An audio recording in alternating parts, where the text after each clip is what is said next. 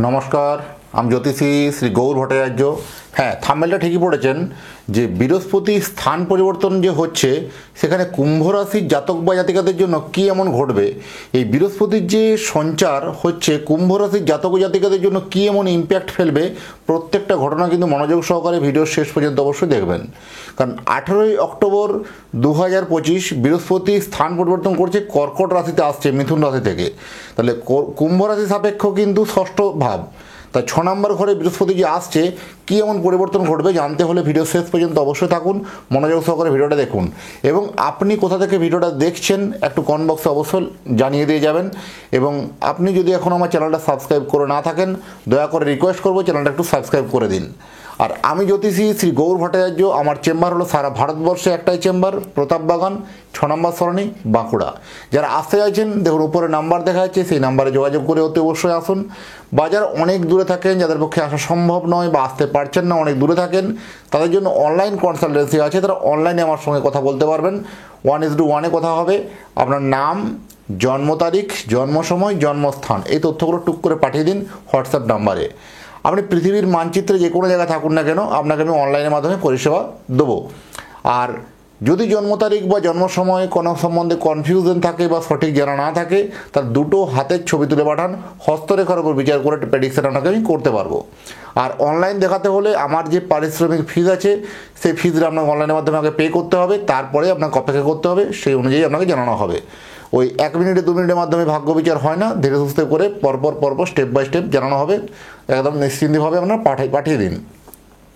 আর আমার কাছে যদি দেখাতে হলে একটা কথা মাথায় রাখতেই হবে, প্রত্যেকটা ভিডিওতেই বলি যে নিজের প্রবলেমগুলো আপনি নিজে থেকে বলবেন না। প্রথমে আগে আমাকে বলতে দিন, আপনি জন্ম তারিখ জন্ম সময় পাঠিয়েছেন, ব্যাস এনাফ। এবার আমি বলি আপনি শুনুন, আপনি মিলিয়ে নিন। প্রথমে বলবো আমরা অতীত জীবনের কথাগুলো আগে বলবো।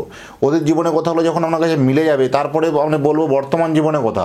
বর্তমান জীবনের কথাগুলো যখন মিলে যাবে, তারপরেই আপনার ভবিষ্যৎবাণী কথাগুলো বলবো, আগামী দিনে কী হতে পারে সে কথাগুলো বলবো। এই কথা তখনই আমার ভবিষ্যৎবাণী কথাগুলো আপনি বিশ্বাস করবেন বা সেই ইনস্ট্রাকশানগুলো আপনি ফলো করবেন। এইভাবেই আমি প্রেডিকশান কিন্তু দিয়ে থাকি, এইভাবে প্রেডিকশান কিন্তু প্রত্যেকটা ক্লায়েন্টকে কিন্তু এইভাবে পরিষেবা দিচ্ছি। আজকে আমার সম্বন্ধে আর জানতে হলে গুগলে গিয়ে সার্চ করুন অ্যাস্ট্রোলজার গৌর ভট্টাচার্য। অ্যাস্ট্রোলজার গৌর ভট্টাচার্য গুগলে গিয়ে সার্চ করে দেখুন, আমার সম্বন্ধে প্রচুর রিভিউ সেখানে পাবেন, প্রচুর মতামত পাবেন, এদের সঙ্গে থাকুন। কুম্ভ রাশির জাতক বা জাতিকাদের জন্য এই বৃহস্পতির সঞ্চারে সবথেকে যেটা বৃহস্পতির যে দৃষ্টি, 3টে দৃষ্টি, পঞ্চম দৃষ্টি, সপ্তম দৃষ্টি এবং নবম দৃষ্টি।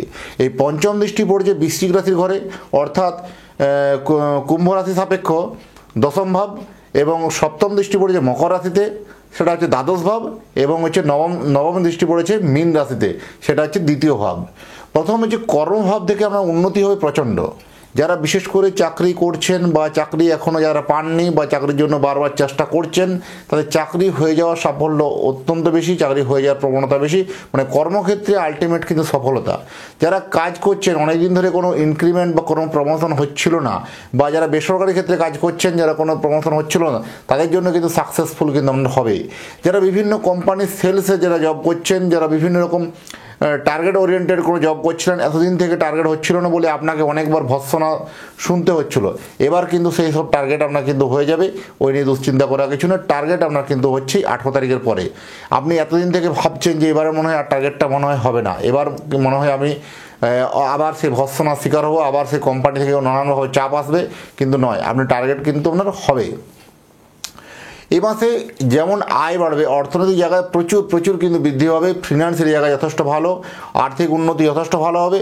কিন্তু আর্থিক উন্নতি হলে কি হবে, এই মাসে আপনাকে খরচ কিন্তু অত্যধিক করবে, আনএক্সপেক্টেড খরচা কিছু আসবে, আপনি কখনো কল্পনা করতে পারেন নাই, বা আপনার কাছে লিস্টে, খরচের লিস্টে ছিল না, সেরকমই কিছু হঠাৎ করে টাকাগুলো কোথাও বেরিয়ে যাওয়া, বা হঠাৎ করে কোথাও টাকাগুলো আপনার ভুলভাল জায়গায় ইনভেস্ট হয়ে যাওয়া, বা টাকাগুলো কোথাও হঠাৎ করে কোনো বাড়িতে কোনো ইলেকট্রনিক্স গ্যাজেট খারাপ হয়ে গেল, সেখানে মোটা অঙ্কের টাকা কিছু বেরিয়ে যাওয়া, হঠাৎ করে কোনোভাবে আপনার একটা শরীর স্বাস্থ্য নিয়ে কোনো অসুবিধা হয়ে গেল, সেখানে কিছু মোটা অঙ্কের টাকা বেরিয়ে যাওয়া, এরকম আনএক্সপেক্টেড খরচা কিন্তু আপনাকে কিন্তু করাবে এই সময়। তার জন্য খরচা করার জন্য আর্থিক ব্যালেন্সিংটা কিন্তু খুব যে ভালো বলবো সেটা নয়, সমান্তরাল বলবো।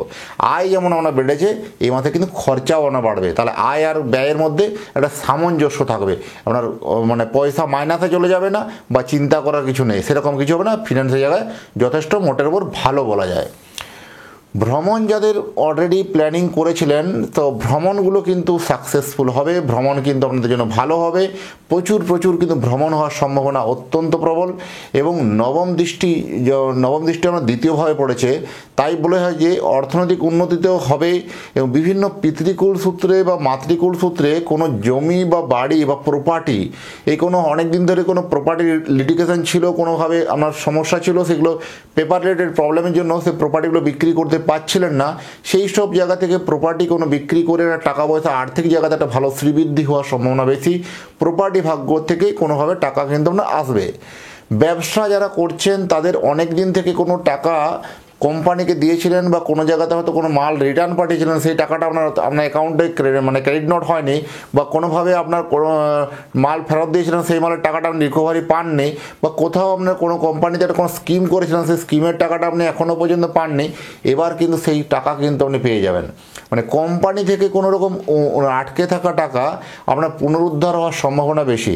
বা আপনি অনেক দিনে কোনো পুরনো ক্লায়েন্টকে কিছু টাকা ধার দিয়েছিলেন, সেই টাকাটা আপনাকে দিচ্ছিল না বা আপনাকে কোনো পাত্তা দিচ্ছিল না বা ইগনোর করেছিল, তারা কিন্তু আপনার যেচে টাকা দিয়ে কিন্তু দিয়ে যাবে।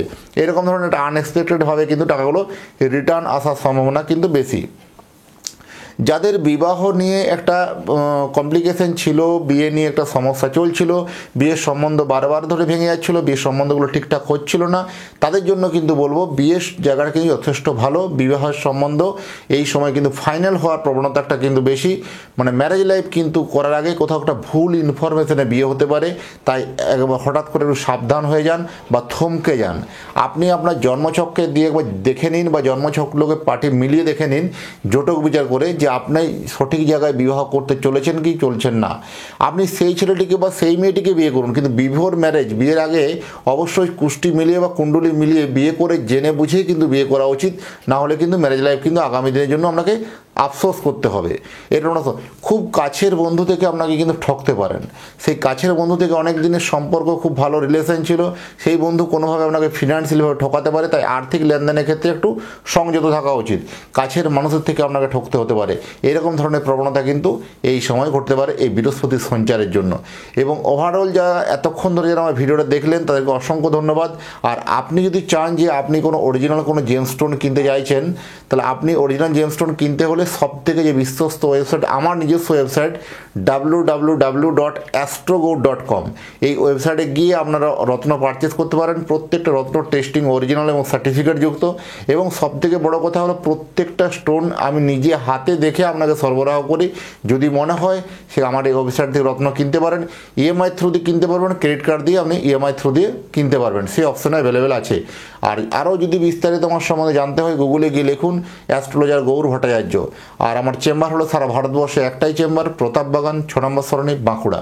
অনলাইন দেখাতে হলে উপরে নাম্বারে অবশ্য যোগাযোগ করুন।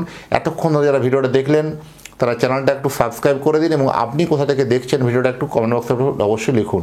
আর আপনার এবং আপনার পরিবারের প্রতি মঙ্গল কামনা করে আজকের ভিডিওটাকে এখানে শেষ করব। ভালো থাকবেন, আবার দেখা হবে নতুন একটা তথ্য নিয়ে, নতুন একটা ভিডিও নিয়ে। নমস্কার।